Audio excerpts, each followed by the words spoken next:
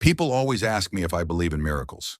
I tell them, without hesitation, yes, because I met Mr. Beast. It wasn't at a big event. No golden ticket, no viral stunt. Just a regular Tuesday in North Carolina, cloudy skies, and me, a broke, tired, stressed out father of two, trying to hold everything together with duct tape and prayer. At the time, life was heavy. I'd just gotten laid off from my warehouse job. My wife was working double shifts at the hospital, and still, we were behind on rent. I was delivering groceries at night just to scrape enough together to keep the lights on and gas in the car.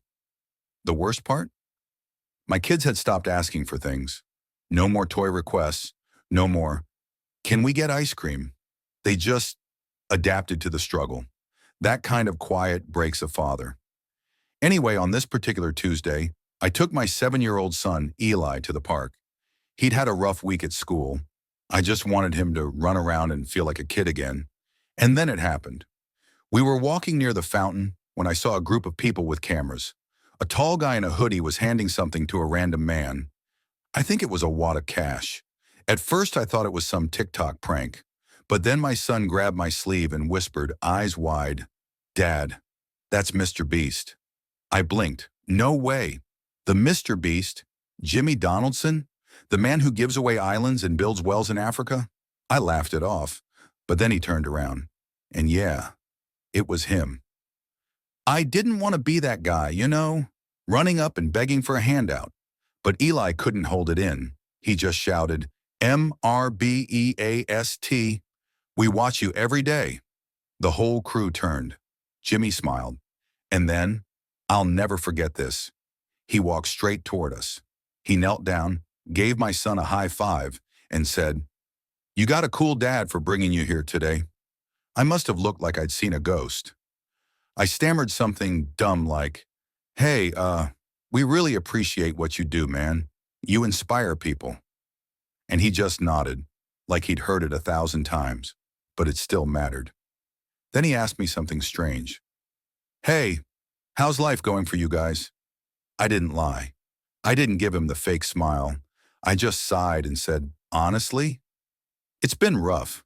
We're hanging in there, but barely." He looked at his cameraman, whispered something, then turned back to me and said, "Would you mind following me to my van?" Now, under any other circumstance, that would have sounded sketchy as hell, but this was Mr. Beast. We followed him to a parked van. Plain, no logos. He opened the back, pulled out a backpack, and handed it to me. It was heavy. I unzipped it and nearly dropped it.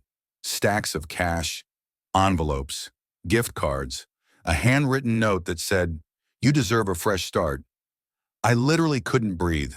I asked him why. Why us? And he just said, "Sometimes good people just need a break.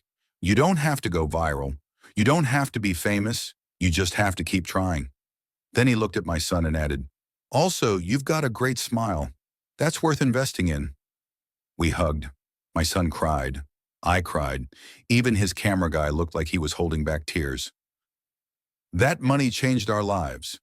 We caught up on rent. I paid off the car. My wife got a break from double shifts. I started my own small landscaping business. Nothing flashy, but mine. And last Christmas, for the first time in years, we didn't worry. We celebrated. But more than the money, it was the reminder that someone out there saw us, that kindness can be sudden and overwhelming and real. Mr. Beast isn't just a YouTube genius. He's beyond the algorithm. He's cracked the code on humanity itself. While others chase views, he chases impact. And he doesn't just create content, he creates moments. Moments that restore your faith in people.